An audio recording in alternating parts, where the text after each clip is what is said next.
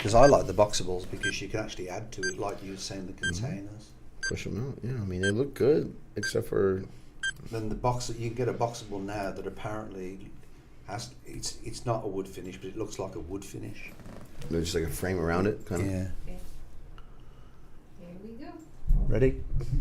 Morning, everybody. Welcome to the Texas Real Estate Show. Here we are again, and I'm here with my buddy Chase, and we're going to talk everything about real estate, whether you are an investor, whether you're looking to get into real estate, whether you're looking to become a real estate agent, or you're looking to become a loan officer. Good morning, Chase. How you doing, buddy? I'm doing much better hanging out with you.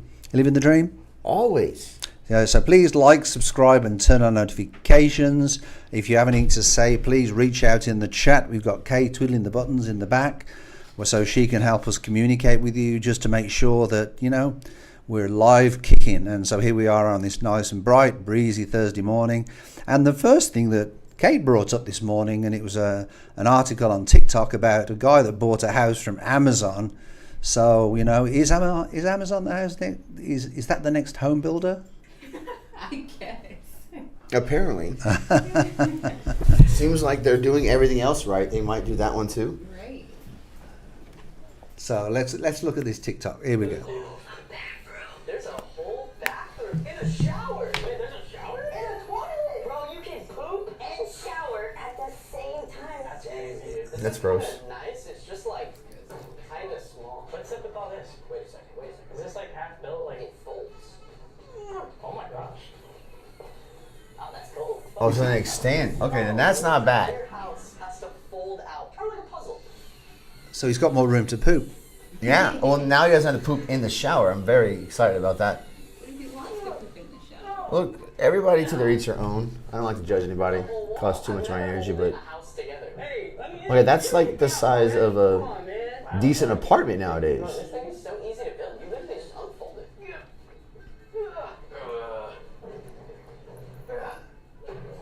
That's it. That's wild. It didn't come with instructions, and we built it. Dude, 5-star review. We just built a house from Amazon. I was kind of worried that we were going to get scammed buying this thing because it had 0 reviews. Are we the only person that has actually bought this off Amazon? They even taped the keys to the house. Now, if I like at my deer lease or my ranch, I wouldn't mind throwing a few of those up there. Like Everything you could possibly need to. it came in all those boxes. No, screw that. No, screw that. No, it didn't come in all those boxes. Okay. It came like You this. could buy anything on Amazon, but did you know that you could buy a house? This is what it is. And the house just. That's what it came in. Oh God, we got to keep that box if we get one. But let me ask you a question. Could you get that insured? No, it would be like an outhouse or a storage unit on your personal property. I don't think.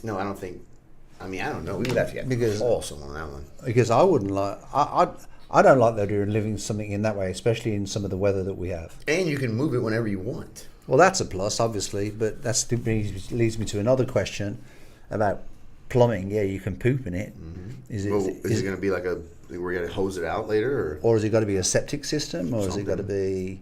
No septic, because that would go underground. Maybe just have it like they do with the RVs, where they suck it out and kind of throw it in the sewer. Yeah, that's, I don't know if I could handle that, but there you go. and this is what the whole tour, the whole house tour looks like now. Done. Come inside so I can give you guys a tour. This place is insane. Oh, bro, look! Oh, sorry. Now give them a tour while we set this up.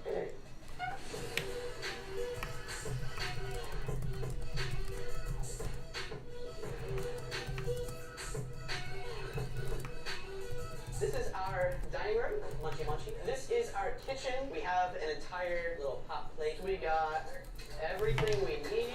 We got pots, pans, food. We got a fridge, and we got a +4 eco car. Coming over here to the middle of the house, this is our bathroom combined with our shower as well. We got everything we could possibly need to brush our teeth. And then over here, this is my favorite part of the house. We have an 80-inch TV. We got a couch and our bed over here. They're playing Tekken, which is one of the best fighting video games ever. I think I ordered the wrong size. Oh, I definitely. I think you did too. How big of a window does it think we have? So is it possible to fully live off Amazon? That's what we're figuring out. And we're gonna see how the rest class of today goes, what should we do, dude? Should we cook some food? Should we play some video games? Should we use our new vacuum cleaner? Is that the new mop one? That thing's awesome. Bro, this place is a freaking vibe. It's like a little in-law unit, to be honest. It's like an apartment you pay $4 million in Manhattan for. True. That's true. Bunk beds everywhere, double couches. I mean, what is it? The square footage is maybe 1,000, maybe 800. I didn't. Still not for me. No, of course not. But if we're gonna go somewhere like a beach, you pop that up on a beach. If you're gonna buy land and say you want to build your house, but you already want to live on the land, That'd be perfect too. That would be a perfect. This would be a perfect place. You just And use that as your actual house. I agree with that. Yeah. I agree with that. That's, But it'd be interesting with 4 Old English sheepdogs. oh, That's just mine. But Elon, I think it's one of those things that's popular too because like you said, Elon Musk He lives in a boxable. He lives in a boxable. But what I like about boxable is you can add to that. Yeah. It's designed, I think in a much more, it's in a better engineer's point of view where you can actually engineer it more. I mean, plus, Elon Musk is an engineer, but you can add rooms to it. I think there's one that even looks like a wood cabin, or there's some company out there that does one that actually looks like a wood cabin, which I thought was interesting. Do you know what this reminds me of, though? My uncle, when he was living in Wales, he sold his house, and when he retired, he went to live on a retirement community that was in Wales.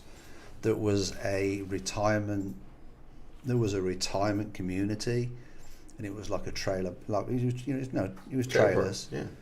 And that's how he seen out his his final years.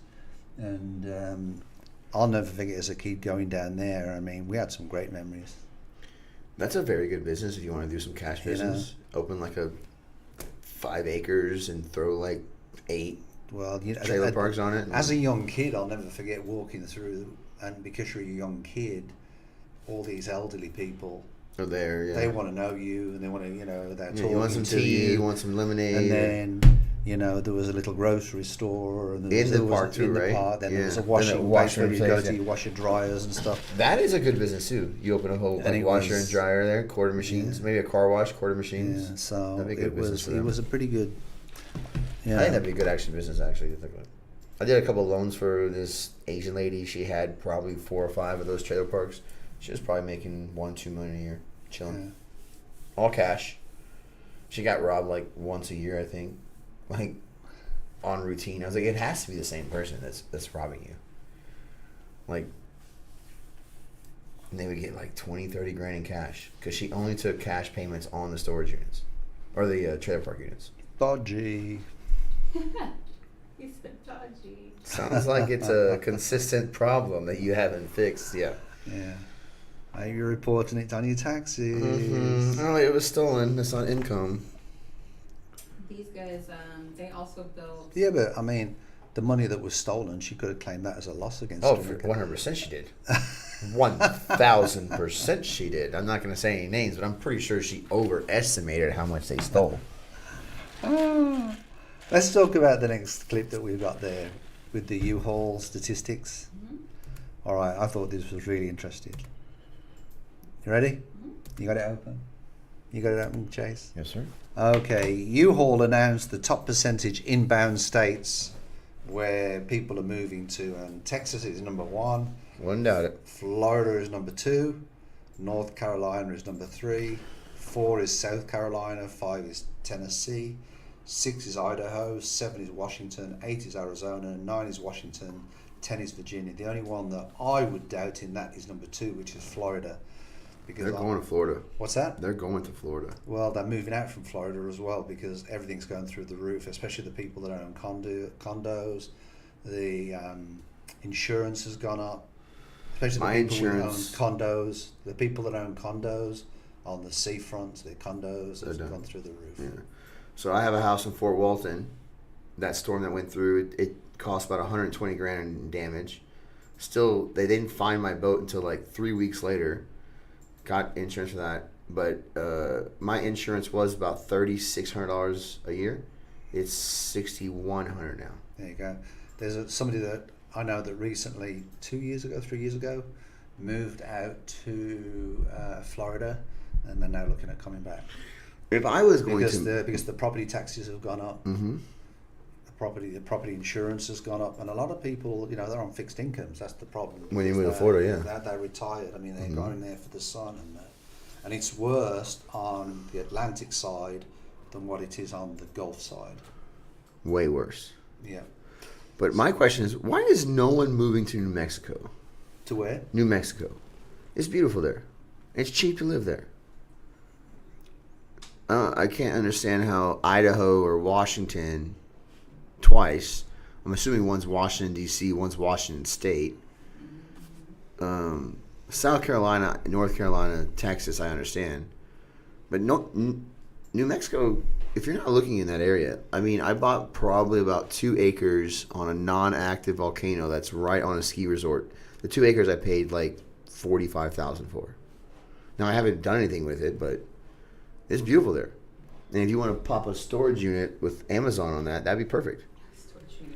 Just got to find a sponsor to do it for you. Any sponsors out there right now? You let me know. Yeah. What was that, 60 grand for that little storage pop-up unit? Yeah, I'll put a Boxable on there. Mm-hmm. And then you can advertise it with volcano views. Yeah, and then I will have whoever sponsor it, y'all can have it for half the year. I'll give it to y'all for that.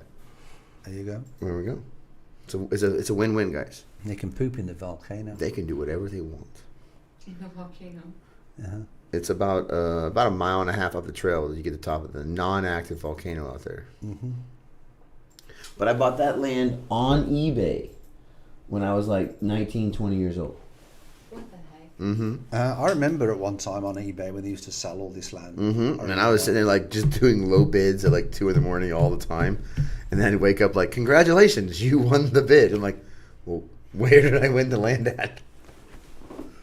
Don't even know where you are. I know because I get a tax bill for it every year and I got to pay for it. But I would have to get with my accountant to look at that. Well, one of the problems that you've got with land these days is you've got to keep animals on it to get an ag exemption on it. Yeah, no, I've literally done nothing with it.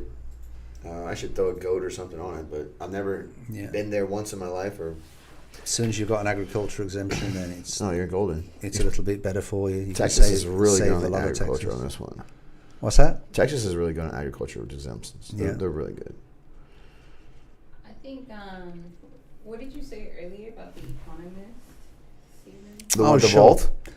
There were a number of our agents went to they went to meet an economist yesterday in regarding to the economy in general and also the economy in the southern states, and basically the housing market was the point of conversation, and perhaps we can reach out to him to see if he can come into the Texas Real Estate Show.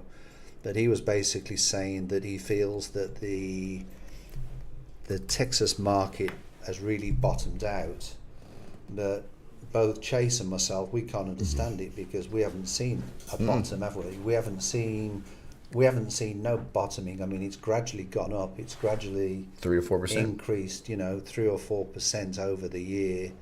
On values, and that's on a slow year. So I don't really know what world he's living in or how he's backing up his numbers. That's why it'd be interesting to get him up on the show. That'd be nice to talk to him. Yeah. Not to argue with him, but just to sort of get his view on it. Yeah, have him educate us about our market. But I mean, to be perfectly honest, perhaps there's factors that we're not looking at. But I mean, we haven't seen the market slow down. And I say to everybody that buying a house, there's no better time to buy a house than now, because if the rates are high, then you've got less competition to make your offers on the house, and if the rates are higher than what they normally are, then you get more inventory, so you've got more negotiating power. If the rates are lower, then you've got more competition from other buyers that want to buy the house. Always remember, when you rent, you're paying 100% interest. Absolutely. Yeah. That's a great thing for anyone who is stuck in that middle to understand. Yeah, and that's true. When you rent, you're paying 100% more, interest rate. So the quicker you can get on the ladder, and that's the hard part. And I think it's harder in America than what it is in Europe. It's getting you in England. When I bought my first house, now it was different because I was making, a fair amount of money through my skating days to start me off, and I owned my first house by the time I was 24. But it was still hard to get to that point, but I had to sacrifice for that house. I had to sacrifice how I lived. I had to, I wasn't going out there and drinking every night. But I think it's worth I personally think it's worth the sacrifice to do that. I think that it's interesting that he said that when we're the first, the top place to move to, the top state. And then it's been Texas for 5 or 6 years. I don't agree. The only one I don't agree with is Florida, because I know people from Florida that were my clients, and now they're calling me saying they want to come back. Well, if you move to Florida versus move to Texas, it's the same thing to me. You're saving on taxes. Because they're saying it's getting too expensive. They're retiring on a fixed income, and they've got, one of the clients has got a substantial amount of money in his retirement savings, and everything he does, he basically pays cash for it. But he's saying what he wants to do now, he's decided he wants to just come back to Texas, but he doesn't know whether he's going to go to sort of the Dallas area, because his daughter lives just north of Texas. Well, like in What's Oklahoma? North of Texas, Oklahoma, isn't it? Mm-hmm. Yes, in Oklahoma. Oklahoma's also beautiful and cheap to live in. Or if not, he'll move back to the Houston area, even the Austin area likes, but he doesn't like the idea of the Austin area. I don't know. The reason my daughter went to UT or A&M instead of UT is because of that. She hated Austin. Oh, it's an awesome school. She wanted. I mean, I'm a UT fan. She wanted to go to UT. She got into UT, but she liked A&M better because of the. Well, what's she studying now? She's just going to be a doctor. A medical doctor or a veterinarian? Medical doctor. Oh, okay. Right. She at first because A&M have an incredible veterinarian program. She wants to be a pediatrician or some kind of doctor for kids since she was like 6 years old. Mm-hmm. And then we made her play softball for 10, 12 years. She got numerous offers to go play, but every softball program said you can only do communications as your degree. You can't do med school or engineering. They want you to focus on the softball. My personal feeling is if you're willing to take the time and the trouble of not going to work, and you want to go to college to get yourself a decent job, I really believe I think it should be free. But what I think needs to happen is, as you go through med school, what you should do is do like a community service back into the pub, put some of that medical education that you've gained while you're going through college, basically back through into the medical, into community. the medical, like a community hospital or something like that. Yeah, that's what I do, because what kills people here is you get to the point really where you've got a question in America is it really worth the cost of getting a degree? Like at the moment, I've got a kid, he's the same as his dad. I dropped out of college because I had other interests, as in skating and sports and everything else. I was one of the lucky ones where it worked, my son, to be perfectly honest, he had a tough time at college, didn't make it. He's now got himself a nice job and he's doing well. He's one of the lucky ones. All right. My daughter, who went through college, she has a master's in business administration. All right. And she's got a minor in marketing. She's finding it very, very difficult to adjust to the work world, and she's decided. I can see that. And now she's, so you get to the point where you think, is it really worth it?